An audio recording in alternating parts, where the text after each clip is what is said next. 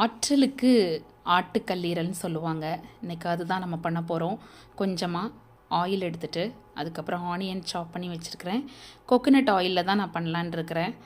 அப்புறம் நம்ம அந்த பேனில் ஆயில் ஊற்றிட்டு கொஞ்சமாக சோம்பு, நான் கடுகெல்லாம் எடுத்துக்கலங்க. ஏன்னா கல்லீரல் அந்த கிரேவிக்கு சோம்பு ரொம்ப டேஸ்டியாக இருக்கும். கொஞ்சமாக சோம்பு, அப்புறம் வெங்காயம் ஒரு பெரிய வெங்காயம், உங்கள்கிட்ட கருவேப்பிலை இருந்தாலும் நீங்கள் போட்டுக்கோங்க. கருவேப்பிலை ரொம்ப டேஸ்ட்டாக நல்லாயிருக்கும். அதுக்கப்புறம் கொஞ்சம் இஞ்சி பூண்டு விழுது, நான் 1 டீஸ்பூனுக்கு நான் இஞ்சி பூண்டு விழுது எடுத்து போட்டிருக்கிறேன்.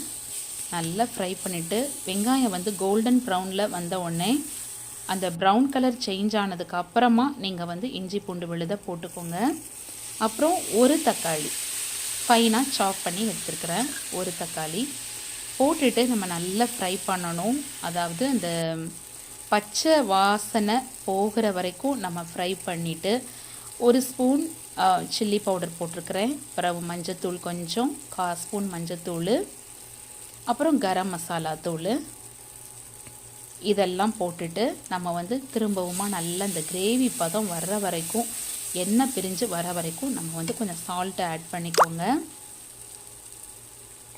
சால்ட்டை ஆட் பண்ணிவிட்டு நீங்கள் போட்டுக்கலாம். ரொம்ப சூப்பராக இருக்கும். சால்ட்டை ஆட் பண்ணும்போது சீக்கிரமாக வதங்கிறதுக்கு வாய்ப்புகள் இருக்குது. அதனால தான் சால்ட்டை ஆட் பண்ணிவிட்டு நம்ம வதக்குறது நல்லாயிருக்கும்.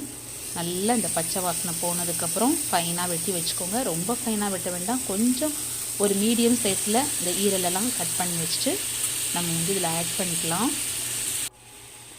இப்போ ஆட் பண்ணதும் ரொம்ப நேரம் இதை குக் பண்ணணும்னு அவசியம் இல்லை. ரொம்ப சீக்கிரமாகவே வெந்துடும். ஒரு 5 minutes to 6 or 7 minutesல நமக்கு இது வெந்துடும். இப்போ பார்த்தீங்கன்னா நம்ம மூடி போட்டு வச்சுட்டு மல்லித்தலை இருந்ததுன்னா நீங்கள் அதையும் கட் பண்ணி வச்சுக்கோங்க. இந்த மல்லி இலைகள் போடும்போது ரொம்ப வாசனையாக சூப்பராக இருக்கும். இப்போ நமக்கு சூப்பரான ஆட்டுக்கல்லீரல் ரெடி ஆயிடுச்சுங்க. நல்லா டேஸ்டியாக இருக்கும். நீங்களும் செஞ்சு பாருங்கள். செம டேஸ்டியாக இருக்கும். என்ஜாய் பண்ணுங்கள்.